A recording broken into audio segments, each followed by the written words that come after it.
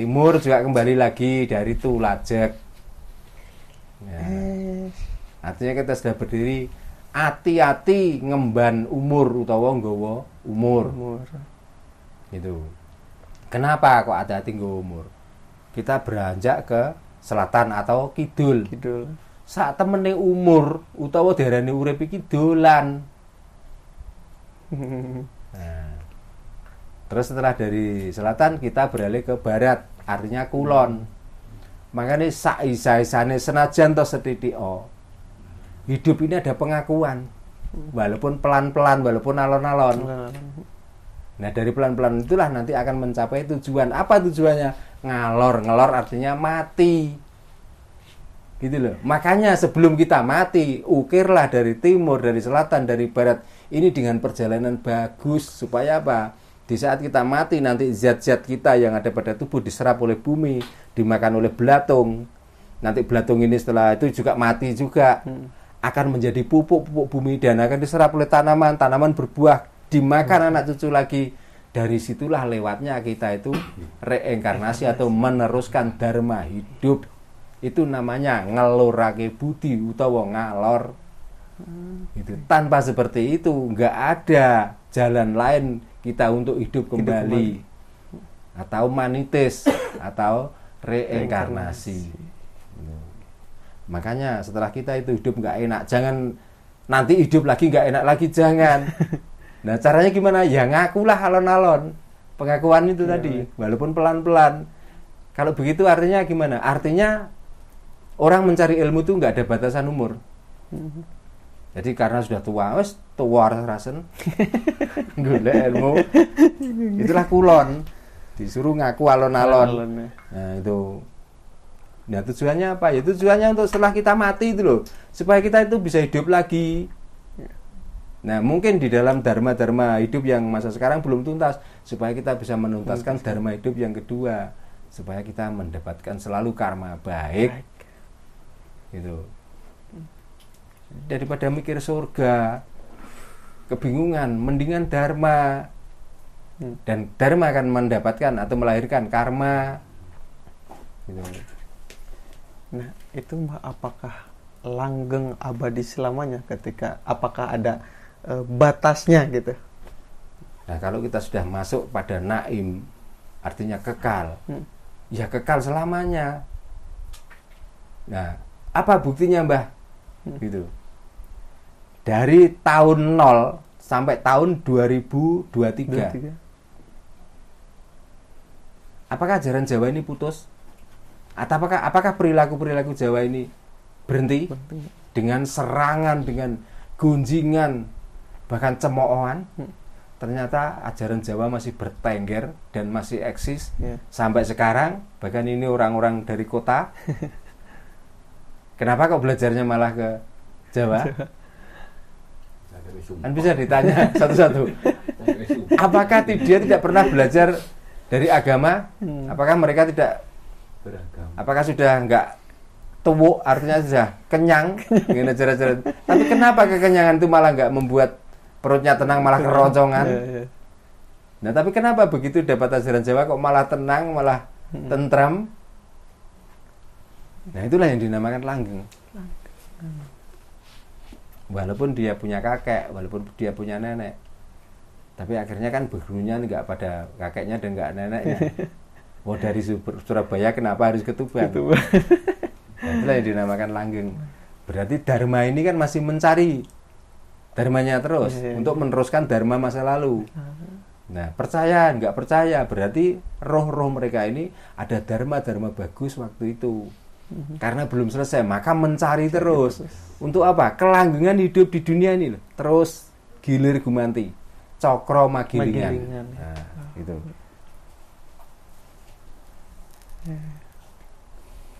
Tapi kalau yang kamu bayangkan setelah mati nanti ke surga, paling cukup di surga itu, kamu nggak akan bisa kemana-mana lagi. Udah di situ. Sudah.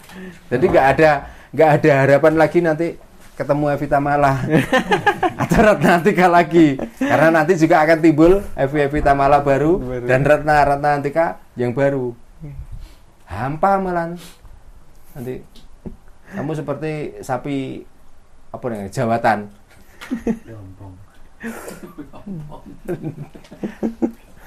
Jadi turu, tangi, bojo, klon, suruh wae. Akhirnya, apakah itu tujuan kamu? Kira-kira? Kan enak sing yo tangi, yo turu, yo adus, yo numpak sepeda motor, yo ke pasar. Kan enak yang itu. Wes vulgar-vulgaran wae. Terus Mbak ini tadi kan bicara 4 kiblat. Iya. 4 kiblat. Jika merunut ke salah satu agama juga kan ada satu kiblat yang diutamakan. Kiblat yang diutamakan. Iya. Nah, kalau di Jawa sendiri apakah ada atau gimana gitu? Ya ada. Kiblat yang diutamakan adalah Hong Wilaheng Sekaring Bawono Langgeng. Karena di 4 kiblat yang ada di kepala kita itu nggak ada yang Sekaring Bawono Langgeng. Berarti kalau gitu apa pintu masuknya? Ya hidung. Mulut ini juga bisa mengeluarkan angin. Tapi kalau ada kentut masuk nggak lewat di mulut loh. Mesti lewat sini. Hidungnya. Nah ini yang kamu utamakan. Berarti kalau gitu hu. Berarti Tuhan. Hu, satu hu. Berarti hu itu benar. Bayangkan makan kacang ini enak toh. Ya. Enak toh. Terus ini bimpet 5 menit. Enggak enak. Bisa enak kira-kira? Enggak. Nah, dari kiblat 4 apa? 1, 2, 3, 4. Nah, yang bawah? Bawah apa? Loh, ini sudah enggak kiblat loh. Oh, udah enggak. Ini babakan Nowo Songo. Oh, enggak. Gitu loh. Yang dinamakan kiblat yang apa yang ada di sini? Panca indera gitu. Bisa dikatakan. Nah, dihitung toh. Maka ada satu kiblat yang harus kita puja-puja dan sholat pun harus menghadap ke situ, sholat seperti itu. Lah kita mau menghadap ke sini, kan terserah. Yang penting ini masih keluar masuk. Bisa merasakan. Kan itu.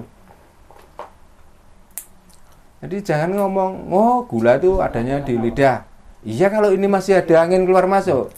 Ya, kalau... Orang mati itu dibuka mulutnya tuh dikasih gula 1 kintal kira-kira bisa merasakan manis? Enggak. Berarti kan kamu harus memuja ini toh. Yang dinamakan Gunung Tursina.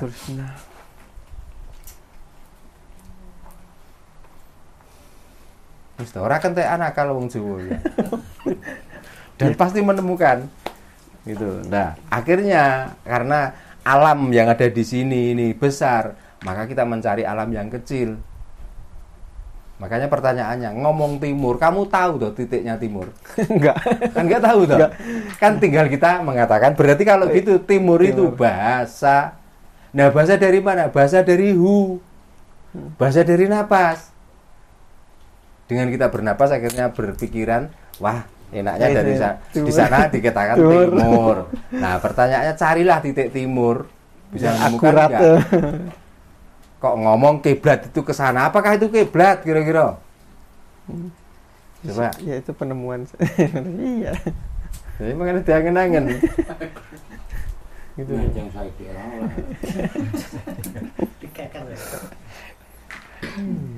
Kalau mancing sedikit, memakai kiblatnya seperti ini terus menggeser segini.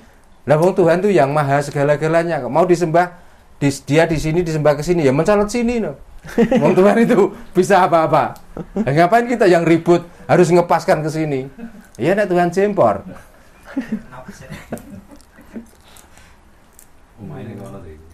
Nah itulah. Maka kita terbelenggu dari bahasa dan ucapan itu. Akhirnya itu sibuk sendiri. Termasuk orang-orang yang mencari agama, orang-orang yang melaksanakan agama. Ini orang-orang yang bermasalah pada otaknya sendiri dan cara berpikirnya.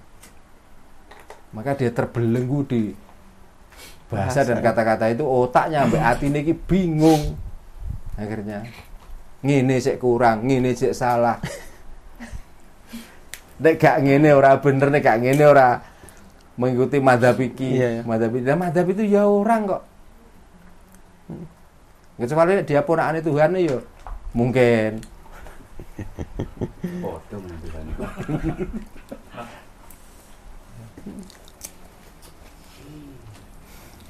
sapi ya Hanafi ya beda pemikiran. Makanya itulah kenapa kita itu belajar ke Kapitan Jawa, supaya kita tuh tahu sebenarnya Tuhan yang satu, kebenaran dari Tuhan itu, dan supaya kita lebih mantap. Silakan mau beribadah cara agama apapun, yang penting mantap itulah jadi kunci utama. Ya. Dan kita tuh tahu yang nyembah siapa, yang disembah siapa. Cuman itu kuncinya. Nah, caranya bisa tahu seperti itu, masuklah ke rasa. Itu. Nah, supaya kamu bisa masuk ke rasa, maka beragamalah. Cara untuk beragama, maka kamu bersahadatlah.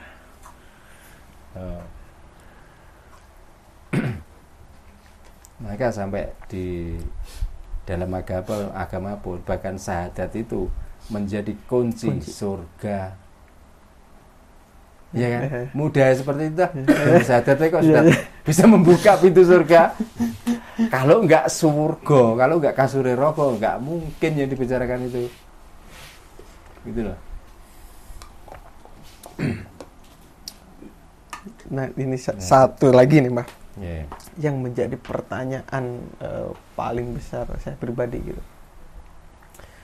Dengan simbol-simbol dari dulu yang relief-relief yang ada, kan itu relief itu bukti bahwa dulu itu pernah ada kehidupan katakanlah. Yeah. Kita melanjutkan.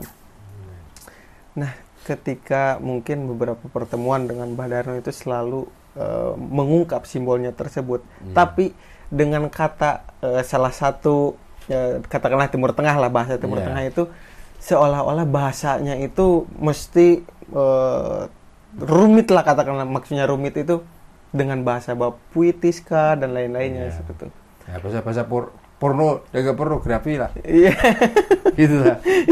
Ya, jadi seakan-akan ya bisa dikatakan senggama nikmatnya itu dikatakan surga dan lain-lain gitu kan dengan cerita-ceritanya tersebut. Nah, apakah dengan pemahaman Jawa tersebut itu sebenarnya dari dulu tuh ini loh gitu. Tapi ya itu apakah kepentingan pribadi atau gimana gitu? Gini Sal, orang Jawa karena waktu itu di negara manapun belum ada sekolahan, artinya belum ada ajaran menulis dan membaca. Ya. Nah, sulitnya orang berdakwah itu kalau menghadapi orang nggak bisa menulis dan tidak bisa membaca, maka dibuatkanlah relief gambar. Ya. Nah, dari gambar itulah maka dianalisis. Oh, ini artinya begini. Bagi penemu-penemu baru yang bisa menulis, maka ditulislah, akan menjadi kitab. Maka ditulislah, setelah itu ditulis, maka kitab ini dianggap suci. Nah, kesucian dari mana? Ya kesucian dari senggama itu. Itu yang dinamakan kitab suci itu. Ya larinya ke situ terus pokoknya. Dunia ini digoleki ilmu ini sampai botak ya, larinya nanti ke situ. Sangat paling dumadi ya. Tetap mencari zat ingkang moho suci. Suci itu bahasa Jawa itu aja diartikan susu sak panci. Tapi itu pun juga iya.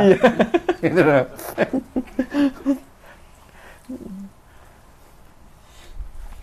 Terus kadang ngomong dalam menulis lagi.